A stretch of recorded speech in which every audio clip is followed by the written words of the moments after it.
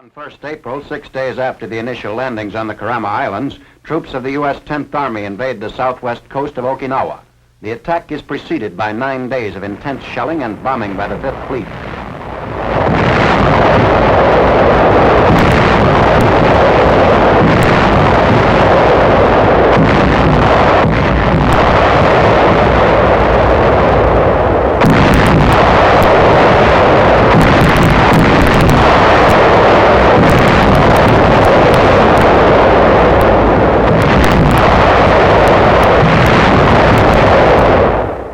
Rocket ships aid in the preliminary softening up bombardment. More than 4,500 tons of shells and rockets are hurled on Okinawa prior to the landings, and every known coastal gun in the beachhead area is destroyed before our troops go ashore.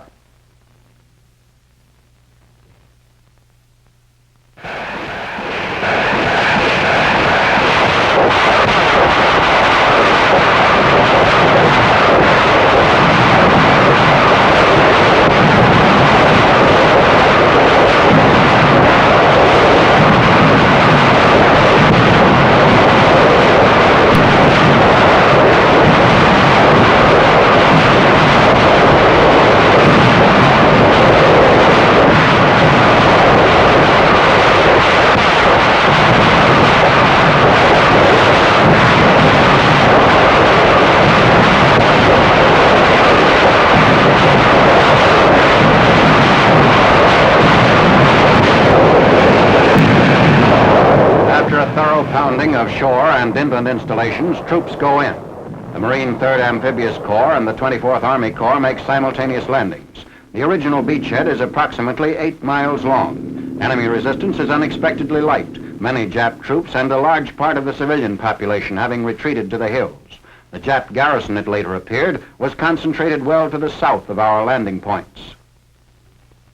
Some of our equipment is bogged down on the beach. The shoreline is marked by reefs, shoals, and soft stretches of coral sand.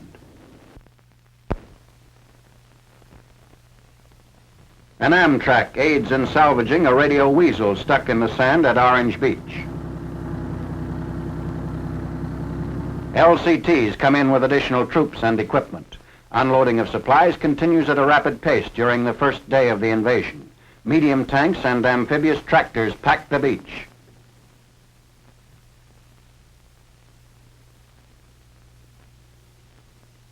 Tanks push inland on Okinawa over the island's improved road system.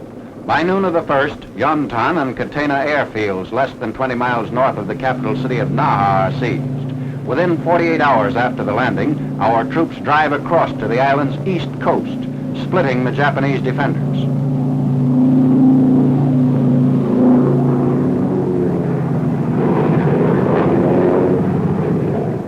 Our ships are attacked by scores of Jap planes.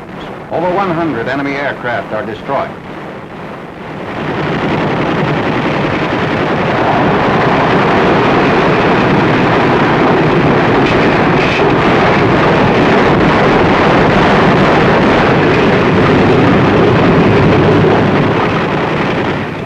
Some damage is inflicted on our ships by the Jap aircraft. An enemy plane brought down by anti-aircraft fire crashed into this rocket ship.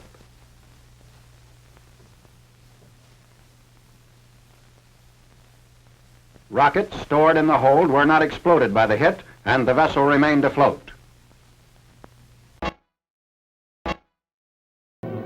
Looking down on the beachhead established by 10th Army invasion forces on the southwest coast of Okinawa Island. In addition to the more than 1,500 Navy and Coast Guard warships which participated in the attack on the Japanese island, scores of cargo vessels are anchored offshore to supply our troops with needed materiel. Hundreds of small landing craft, alligators and ducks ply back and forth between beach and ships carrying supplies. Hastily constructed causeways and newly built docks facilitate unloading operations.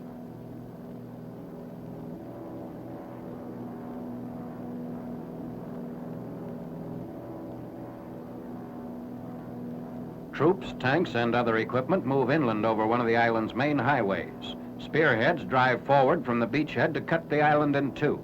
Marine units then push north, while the 24th Army Corps strikes south toward the capital city of Naha, main center of Jap resistance.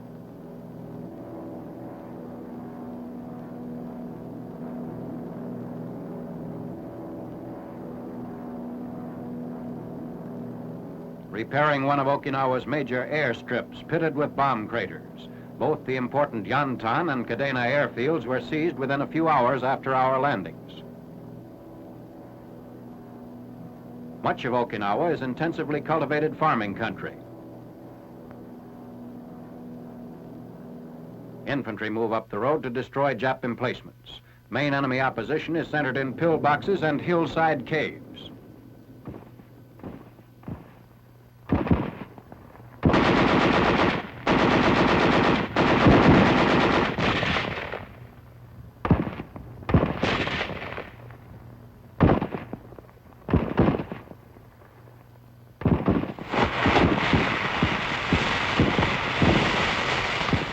The natural hillside caves are fortified with machine guns or mortars. Troops must wipe out the pockets one by one. Many of these burrows conceal Okinawa's civilians who fled to the hills to escape naval bombardment of the coast. Our troops try to persuade the civilians to give themselves up. More than 400,000 Japanese are on Okinawa, and their presence in such large numbers adds to the difficulties of the island campaign. AMG officers go in with the troops to establish military government.